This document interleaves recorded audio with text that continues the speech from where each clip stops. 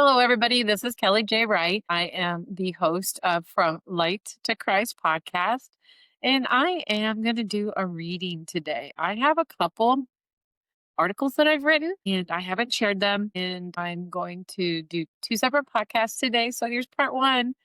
This is called Reflection Harvesting Our Lives, and it goes like this. Rabbi Shakhtar Shalomi teaches that elderhood calls us into an expanded consciousness, a season of harvesting the fullness of our lives. This vision resonates with me.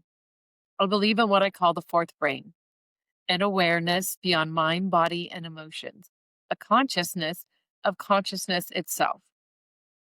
I first wrote about this idea when I first began my studies at Sophia University at the beginning of my journey. And I know that if I return to that paper today, it would be richer, deeper, and more seasoned.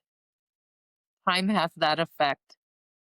It shapes us the way the seasons shape the land until we begin to recognize more clearly what was planted within us all along. Cultivating peace profound. For me, harvesting our lives is about cultivating the capacity for peace profound, the ability to rest in awareness itself, to know we can intentionally live from this fourth knowing.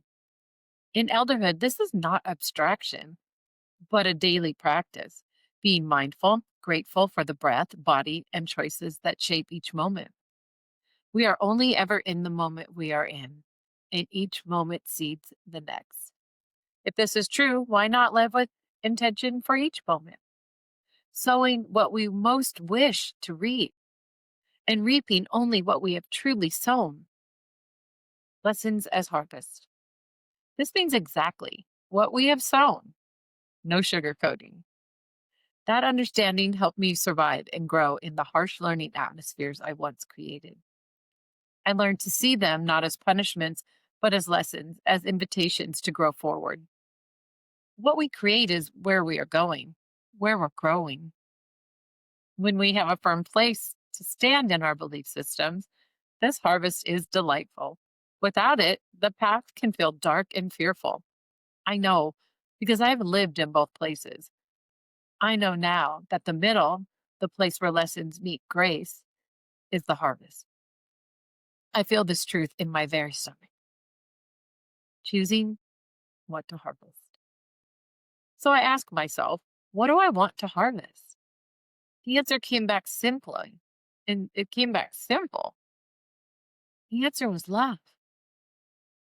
I set the net of my journey low because I've already have what I need. My days are filled with creating, writing, serving, and tending. There's always room for growth if I choose it. But at this stage in life, I'm content to prepare my body and soul for the long winter of elderhood. However long this season may be, I am content. I have what I need. I love deeply. And every day, I try to become a better version of that love. A final thought. To me, that is harvest enough. But I wonder, dear reader, what seeds are you planting now?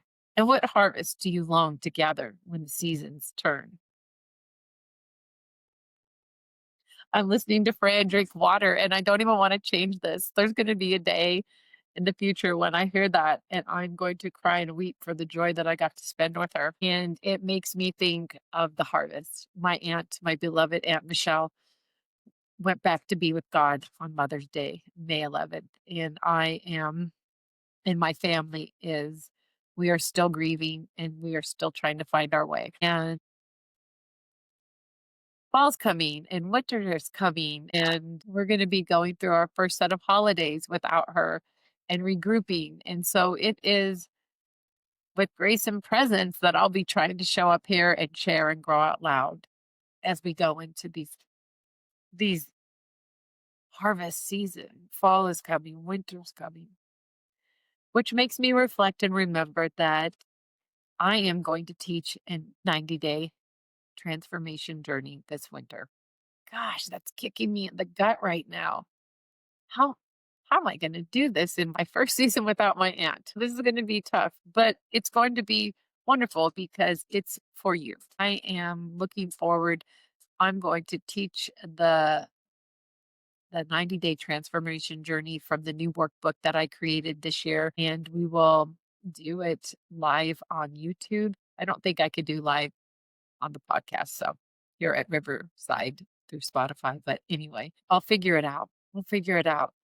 I want to do this and have it memorialized so that anyone can reach out and lead themselves through the book with me if they so choose. And in that, I will sign off. I hope you enjoyed this harvest of material. It really touched my soul and it helped me really see that I have everything I need and everything I always dreamed for and that I was praying for. And I am going to harvest love. See ya. See you next week or next podcast. I'm Kellie J.